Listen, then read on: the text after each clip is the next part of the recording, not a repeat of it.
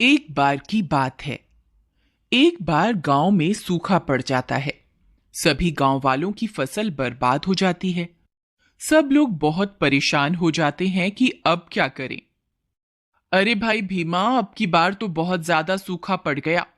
सारी फसल ही बर्बाद हो गई। मैं तो बहुत कर्जे में आ गया हूं।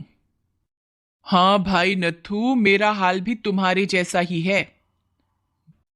जरूर हमारे गांव में किसी ने बहुत पाप किए होंगे, तभी भगवान उसी का बदला ले रहा है। मैंने सुना है साथ वाले गांव में एक बहुत प्रसिद्ध मंदिर है। चलो हम सब वहां जाकर भगवान से प्रार्थना करेंगे। क्या पता बारिश हो जाए। यही सोचकर वे सारे लोग मिलकर पास वाले गांव में भगवान के दर्शन और प्रार्थना करने जाते हैं। फिर अगले दिन जब वह वापस लौट रहे होते हैं तो उन्हें लौटने में देर हो जाती है और अंधेरा हो जाता है। उनकी गाड़ी घने डरावने जंगल से गुजरती है। सभी लोग बहुत डर जाते हैं।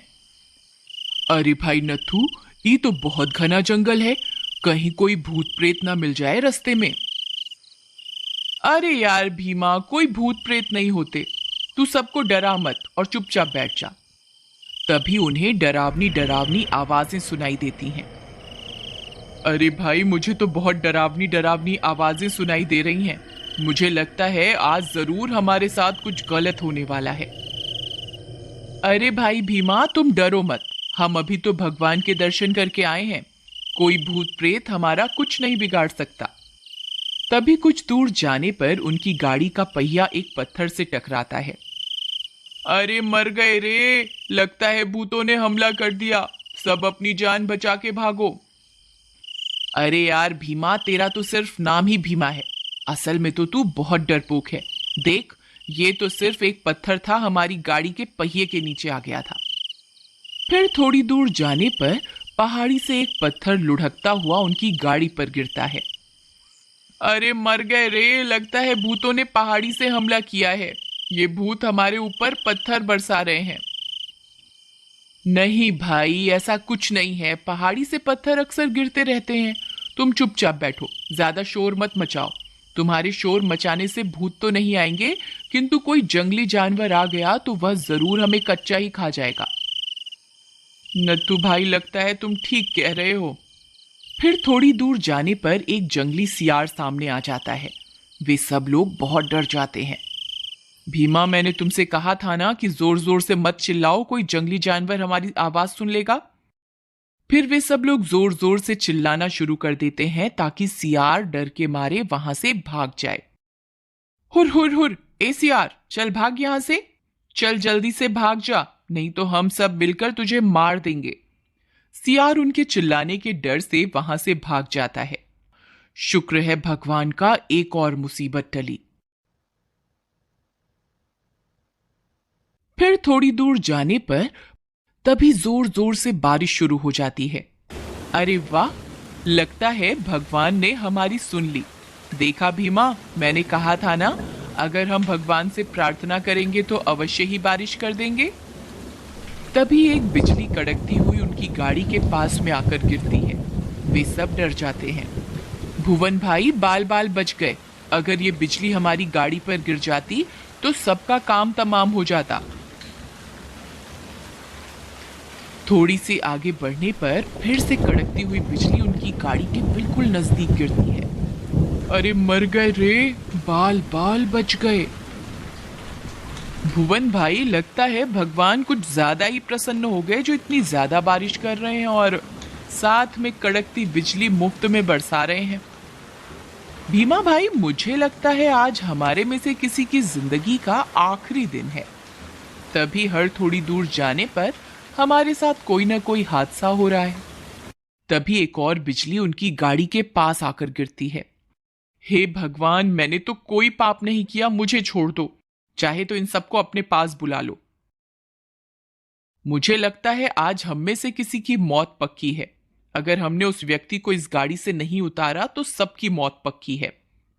भाई, तुम बात तो सही कह रहे हो, लेकिन ये कैसे पता चलेगा कि किसकी वजह से ये सब हो रहा है। एक काम करते हैं, सभी बारी बारी से उस गाड़ी से उतरेंगे और सामने जो पेड़ लगा है उसे हाथ लगाकर वापस आएंगे।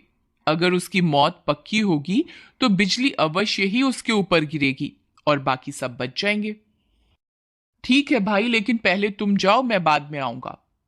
फिर वह आपस में तय करते हैं कि कौन पहले जाएगा और कौन बाद में। सबसे पहले भुवन जाता है। हे भगवान, मैंने तो जिंदगी में कोई पाप नहीं किया, कृपा करके मुझे छोड़ दो, मेरे ऊपर बिजली मत गिराना। अगर मैं बच गया तो 100 रुपए का प्रसाद चढ़ाऊंगा। भुवन डरता हुआ जाता है और पेड़ को हाथ लगाकर वापस आ जाता है। बच गया रे, मैं तो बच गया। शामू भाई जाओ, अब तुम्हारी बारी। भुवन भाई, तुमने भगवान को क्या बोला जो उन्होंने तुम पर बिजली नहीं गिराई? भाई, मैंने तो 100 रुपए का प्रसाद चढ़ाने का वादा किया है। अच्छा। हे भगवान, मैं 200 रुपए का प्रसाद चढ़ाऊंगा, कृपा करके मेरी जान भी बख्श दो। इतना बोलकर शामू भी पेड़ को हाथ लगाकर वापस गाड़ी में आ जाता है। हे भगवान, तेरा लाख लाख शुक्र है जो तूने मेरी जान बख्श दी। जाओ भाई। भीमा, अब तुम्हारी बारी।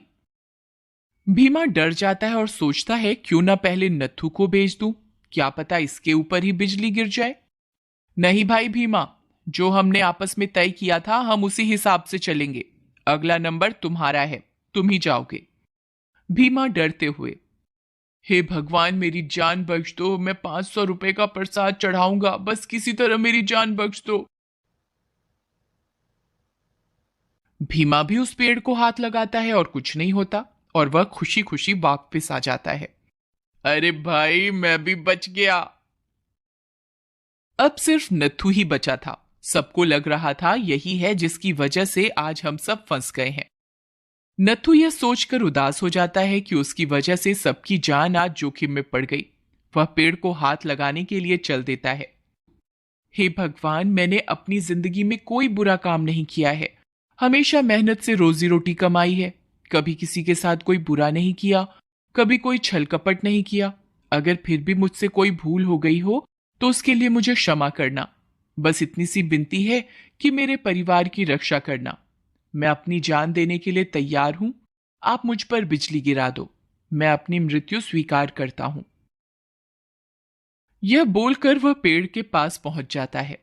गाड़ी में बैठे बाकी लोग बहुत खुश होते हैं, उन्हें लगता है कि वे सब बच गए। जैसे ही नत्थू पेड़ को छूता है, जोर से बिजली गिरने की आवाज आती है, लेकिन वह बिजली नत्थू पे नहीं उस गाड़ी पर गिरती है जिसके ऊपर बाकी के सभी लोग बैठे होते हैं। और नत्थू ही इकलौता ऐसा इंसान था जिसके कर्म की वजह से बाकी के सभी लोग सुरक्षित बचे हुए थे। नत्थू की वजह से ही गाड़ी के आसपास तो बिजली गिर रही थी, किंतु गाड़ी के ऊपर बिजली नहीं गिर पा रही थी क्योंकि उस गाड़ी पे नत्थू था। लेकिन इन्होंने उसी को गाड़ी से उतार दिया। नत्थू यह सब देखकर बहुत उदास हो जाता है। हे भगवान, अगर मैंने अपनी जिंदगी में कोई अच्छा काम किया है तो कृपा करके मेरे बाकी के दोस्तों को भी जीवन दान दे दीजिए भगवान। भगवान नत्थू की सच्ची श्रद्धा से प्रसन्न होकर उसके बाकी के सभी दोस्तों को जीवन दान दे देते हैं और कुछ ही पलों में वह सारे फिर से जिंदा हो जाते हैं। फिर वे सब लोग नत्थू से अपने किए की माफी मांगते हैं और अपने गांव की ओर चल देते हैं। जब वे गांव पहुंचते हैं तो देखते हैं कि उनके खेत फिर से हरे भरे हो चुके हैं। फिर वे सारे दोस्त आपस में मिलजुल कर रहने लगते हैं और वे सभी दोस्त नत्थू को अपनी अपनी जमीन में से कुछ हिस्सा देते हैं, क्योंकि उसी की वजह से उनकी जान बची थी और नत्थू उस जमीन को गरीबों में बांट देता है। अक्सर चुनौतियों से, संघर्षों से हम डरते हैं, लेकिन संघर्ष ही तो हैं जो हमें और अधिक मजबूत करते हैं और जिंदगी की कठिनाइयों से लड़ने की हिम्मत देते हैं और हमें सक्षम बनाते हैं, कुछ भी कर पाने के और कुछ भी कर गुजरने के। इसलिए जिंदगी में कभी भी कोई चुनौती आई तो उसे घबराइए मत, बल्कि हंसकर उसका सामना कीजिए।